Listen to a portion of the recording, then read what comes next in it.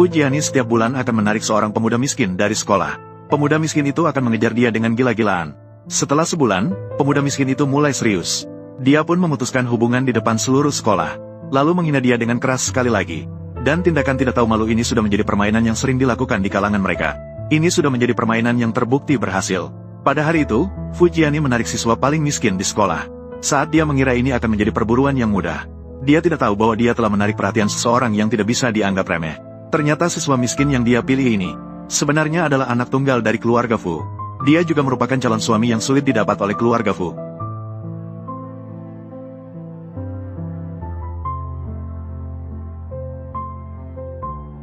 Dan pada saat Fujiani mengungkapkan perasaannya kepada Xiao Huo langsung melihat sifat rendah Fujiani. Dia pun mengakhiri penilaiannya terhadapnya. Namun, dia tidak langsung mengungkapkan identitasnya kepada Fujiani. Dia menjaga jarak darinya. Sebaliknya, dia memutuskan untuk bermain permainan dengannya. Jadi, dia pun seperti korban lainnya, menyetujui pengejaran Fujiani. Fujianu, seperti biasa, setelah berhasil mengungkapkan perasaannya, berjanji kepada orang itu, "Di sini, saya akan memberimu kejutan yang lebih besar." Setelah Fujiani pergi, aliansi sahabat baik berlari mendekati Xiao Huo untuk mengingatkannya, agar dia tidak terjebak oleh Fujiani. Dia juga mengatakan bahwa sekarang teman-teman sekelas sedang bertaruh, betapa dia akan menangis sebulan kemudian. Namun, Xiao Huo membuat sahabatnya tenang.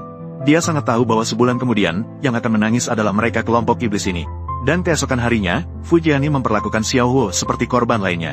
Memberikan Xiao Huo sebuah jas haute couture, mengundangnya untuk menghadiri pesta malam itu. Berusaha menggambarkan Xiao Huo sebagai menantu kaya dengan cara ini. Namun Fujiani tidak tahu bahwa haute couture yang dia berikan harganya bahkan tidak lebih mahal dari sepasang kaos kaki Xiao Huo. Namun, Xiao Huo berpura-pura terkejut dan menerima hadiah dari Fujiani. "Terima kasih. Tunggu sampai kamu mengeluarkan uang." Mengapa dia bereaksi seperti ini? Ini adalah haute couture dari keluarga Di.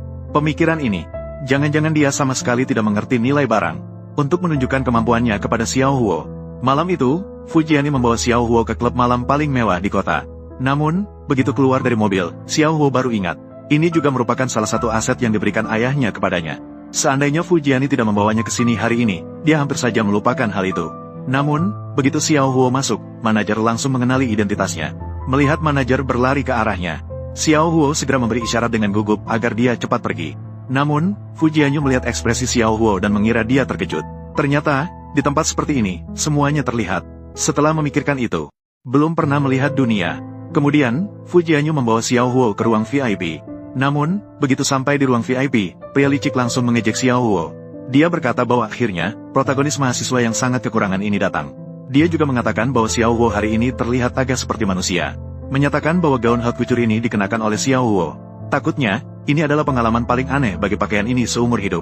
Dan menghadapi ejekan pria licik, Xiao Huo meresponsnya dengan sangat tenang. "Pakaian ini bisa dikenakan di tubuh saya. Memang merupakan keberuntungannya." Sudah. Mari kita duduk dulu." Namun, saat Xiao Huo melewati koridor, dia secara tidak sengaja mendengar percakapan beberapa pria licik. Dia mengetahui bahwa gaun haute couture yang dia kenakan ternyata dipinjamkan oleh pria licik kepada Fujiani. Dia melakukan ini agar nanti, saat mengungkapkan semuanya, dia memiliki alasan yang sah untuk meminta Xiao Huo melepas pakaian itu dan mengembalikannya. Mendengar hal ini, yang lainnya juga memuji pria licik itu cerdas. Dia bilang ini adalah cara untuk membiarkan si miskin Xiao Huo bermimpi indah. Ketika dia mulai percaya, "Aku akan menghancurkannya dengan tanganku sendiri. Tunggu dan lihat saja. Hanya tinggal beberapa hari sebelum batas waktu 1 bulan. Saat itu, aku akan memaksanya untuk berlutut di depan seluruh sekolah dan melepas jasnya. Lalu memohon ampun padaku." Tanpa mereka sadari, semua percakapan mereka direkam oleh Xiao Huo. Dan Xiao Huo juga sangat menantikan siapa yang akan menangis setelah sebulan. Ternyata setelah itu, upaya Fujia untuk mengejar Xiao Huo semakin intens. Bahkan dia memberikan Xiao Huo sebuah jam tangan mahal saat ulang tahunnya. Dan semua ini dilakukan untuk membuat Xiao Huo jatuh ke dalam jurang pada hari yang akan datang. Waktu dengan cepat tiba pada hari di mana dia akan mengungkapkan semuanya kepada Xiao Huo setelah sebulan. Sekelompok orang sudah berkumpul di restoran tepi danau sekolah untuk menonton Xiao Huo. Namun, pria yang licik itu khawatir bahwa Fujiani tidak akan tega. Lagi pula, Xiao Huo sangat tampan. Ditambah lagi, mereka telah bersama selama sebulan. Namun, Fujiani dengan tegas mengatakan bahwa dia tidak perlu khawatir. Suami masa depanku hanya bisa menjadi pewaris sejati dari keluarga Si. Dia adalah Musen. Dia hanyalah mainan untuk menghibur diri di waktu luang. Jika sudah bosan, tentu harus dibuang dengan bersih. Fujiani bahkan menyatakan bahwa setelah hari ini, Xiao Huo akan menjadi bahan tertawaan di seluruh sekolah. dia akan menginjaknya dengan keras hingga tidak bisa bangkit lagi. Biarkan dia ingat bahwa katak tidak boleh berharap untuk memakan daging angsa. Kata-kata ini membuat semua orang semakin menantikan apa yang akan terjadi selanjutnya. Dan saat itu, Xiao Huo juga tiba tepat waktu di lokasi. Begitu Fujiani tiba, dia langsung mengungkapkan semuanya kepada Xiao Huo. Kamu tidak benar-benar berpikir bahwa aku akan jatuh cinta pada mahasiswa miskin sepertimu, kan? Sakit hati, kan? Haha. Segera setelah itu, Fujiani menyatakan bahwa permainan telah berakhir. Dia meminta Xiao Huo untuk melepas semua barang yang bukan miliknya, terutama jam tangan yang diberikan kepadanya pada hari ulang tahunnya. Dikatakan bahwa Xiao Huo sama sekali tidak layak mengenakan barang semahal ini.